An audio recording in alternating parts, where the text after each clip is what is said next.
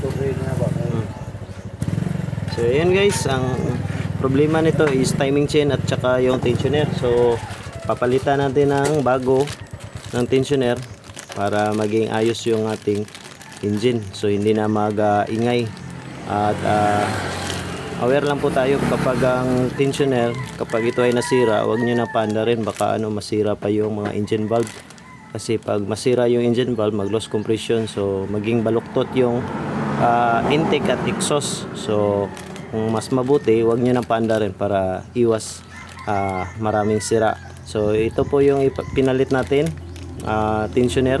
Sa CBR 150 po yung ating ipinalit kasi same lang sila ng size at mas durable po ito kaysa sa KPG yung yung original na tensioner. Kasi ang mga tensioner ng replacement ng Honda is more on China, so mas mabuti ito kasi made in Thailand pa.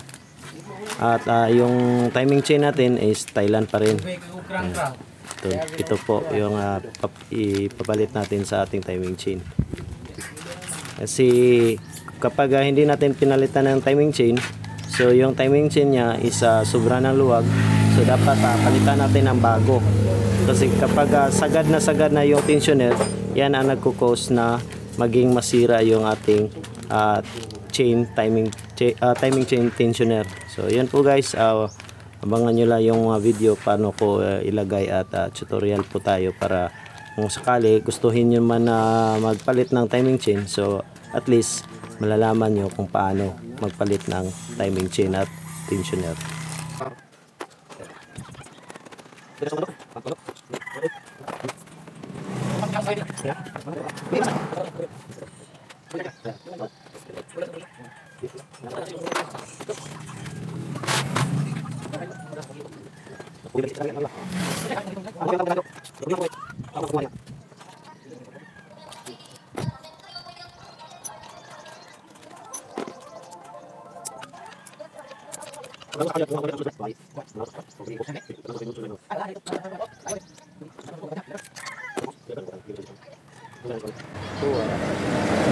Guys, naputol yung spring, pinaka spring dito sa ilalim ng ating chain tensioner.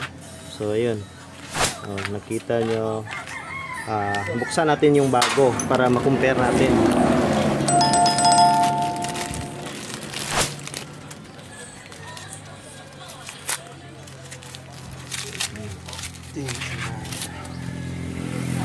Ito po yung bago.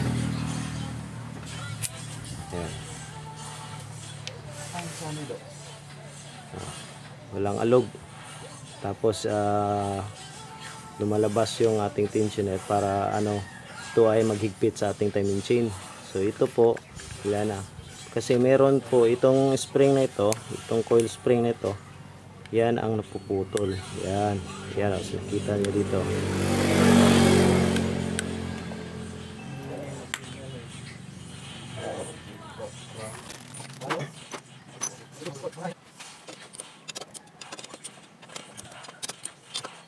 Ang mabatak. Okay.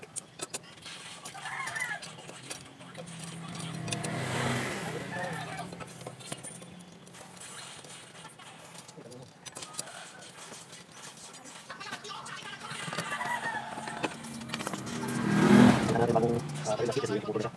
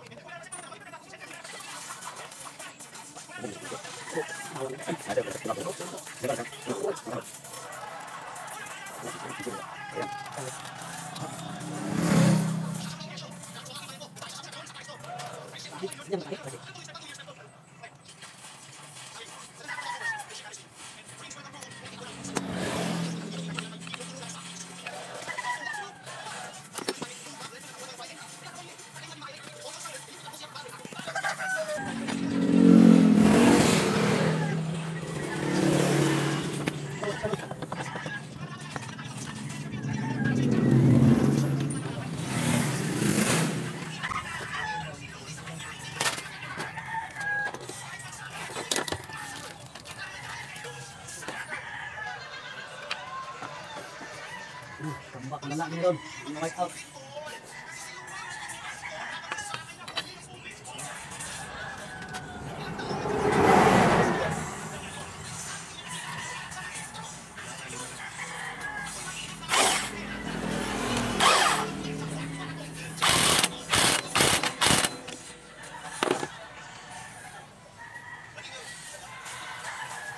Natin ng kawan, kapahalik. Inasyuhan. Tigil-tigil. Tigil-tigil. Yan.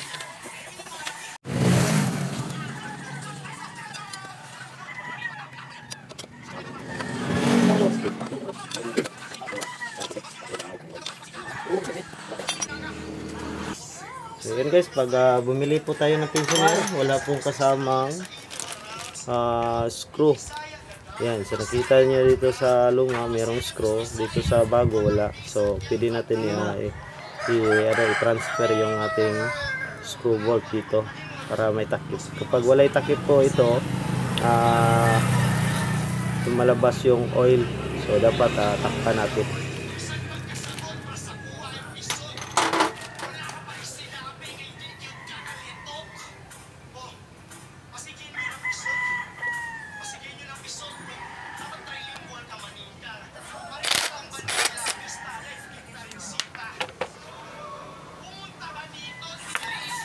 Ayan, may kasamang o-ring. So yung o-ring, lagay na natin dito sa ating bagong tensioner. Ayan, sa ibabaw. Tatakpan po natin ito kapag matapos na tayo mag-adjust sa ating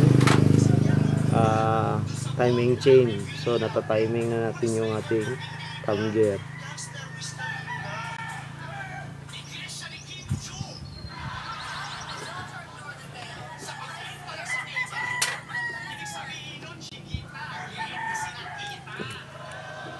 Ayan, pipihitin nyo lang ganito para umangat yung ating tensioner. Isog ko niya siya dahil isa sa pistig. Pag-abot niya sa flip top, sisir na niya na kundra. Isa.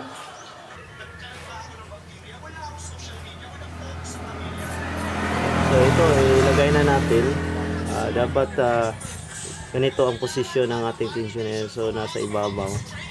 Tapos pag tapos na natin na mag-timing dito, so pwede na natin pipihitin yung screw bolt sa ilalim para humigpit na ating tensioner. Palabas na siya. Patukod na.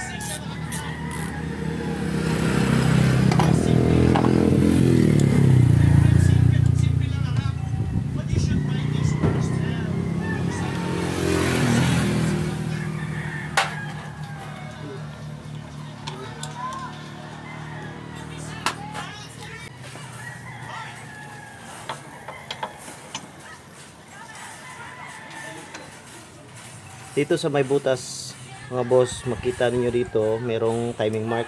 So ang timing mark dito nakalagay letter T. So yung T is meaning nasa top dead center yung ating piston. So ating camshaft dapat naka-neutral po siya. Ganito po kapag may compression, ayan, hindi mabalik, yun yung pihitin. Ayan. Kusang mag-release yung nasa ilalim, yung spring para mag-neutral yung ating cams. At ang posisyon po natin sa ating timing gear, ayan, ito po yung posisyon sa ating timing gear. So nakita nyo dito may tuldok. Yan po ay nakatutok dito po sa ating timing mark. Dito sa ilalim ng ating cylinder head cover gasket. Timing chain cover gasket. So meron pong guhit diyan. Dapat ito ay makatugma para nasa saktong timing po tayo. Kapag hindi po ito nata-timing, hindi po umaandar yung ating motor.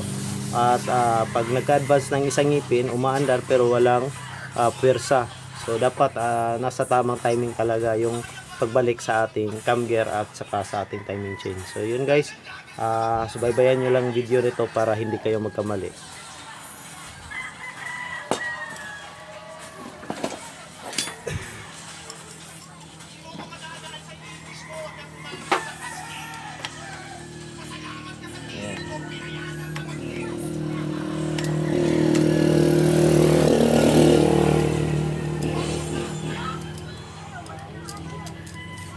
Retire natin konti yung ating timing chain kasi nagpapalita tayo sa timing.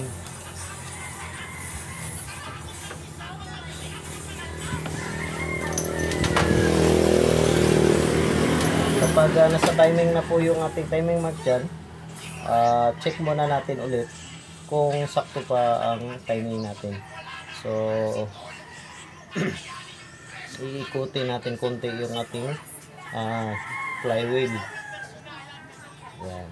Tugma natin kasi merong guhit dito at may timing mark na letter T para sure po tayo na nakatugma.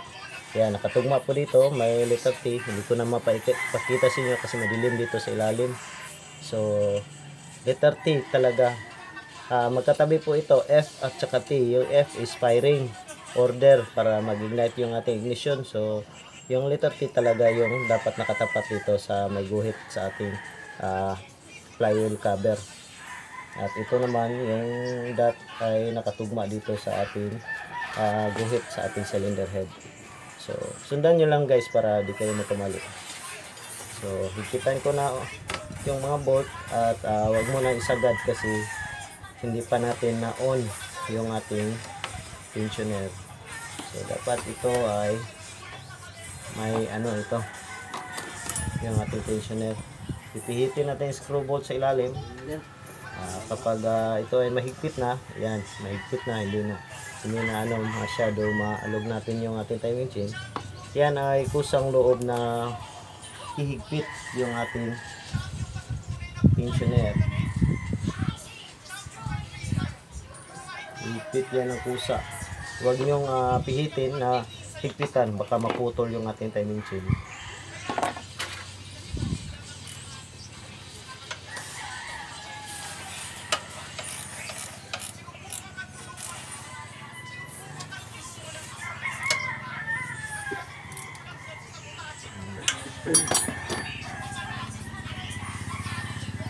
Hindi na po tayo magipit dito sa ating camshaft bolt. Ipugong ko na po Legos. Dito tuyok. Ala pang usog eh. Sumok naman eh. Hindi mo rin yung bolt eh. Dapat yung higpit ay tamang-tama lang. Huwag masyadong higpit. Baka maputol yung bolt. So madagdagan naman yung ating pagka-problema sa ating engine. So, ganun lang guys yung ating tutorial about sa ating timing chain. Sundan nyo lang yung video at narinig nyo man yung aking sinasabi, so dapat talaga na makinig bago mag assemble at disassemble para iwas dagdag sira sa ating engine. Baka sabihin nyo, nagluloko yung mekaniko na yun, no? Hindi, sinasabi ng ang tama. So, sa akin dito, yung mga tutorial ko, ay marami kayong matutunan at sigurado kayong maibalik sa tama yung mga pisa. Yan, yung takip ng ating bolt screw ng ating tensioner. Balik na natin, tapos ibalik na natin yung mga cover dito. So, ikot muna tayo para malaman natin kung may compression. Okay pa man yung compression. So, hindi nabaloktot yung mga valve. So, andar ito. Kapag iniikot nyo, walang malakas na compression, hindi nagba-vacuum. Yan. Sipin nyo lang na baloktot talaga yung barbula.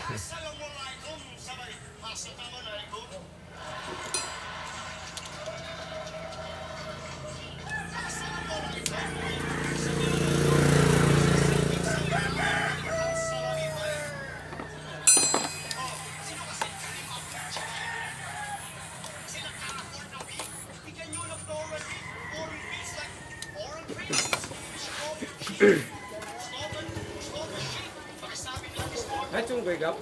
Ay, boss! Ay, naramad na yan eh. Saan na? Kalim cube carb dayon pa chase away. Ito na ka, Victor. Di pa ko ka ng kuan. Liog-liog ba kayo? Kahit mo kayo. At tamang ko na nga ikaw. Talantangan niya. Kabantay ko rin labay ato di polo sa pisa. Kung sa magimo ang gamay nimo, okay na? Okay na.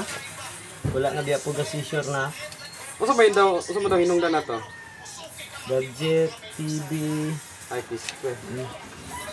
Sayang po siya kuan yung ugat sa yung utok. Dili kayo kusog rang discharge sa kuan daw kanang na may kuryente ng utok nang sobra na kayo, dili nakapas. Una mo seizure Si siya. sure dayon. So, dua ka tuig treatment lagi. Okay. Reduce na siya og kuan, cellphone. Cellphone, mga tamis. Pero sila ay kabala ka sir kay daghama pong naulian ngayon na basta mutuman lang gyud sa kuan. Mando sa mga doktor. Ano? Gawas, okay na mag. So yun guys, tatapos natin yung timing chain. Single na yun. Pag symbol, so try natin panda rin. Oh. Ah. Diriyo ka ng pangmotor. Ilo ba ko gabay ko. Dirira nila ito tao do.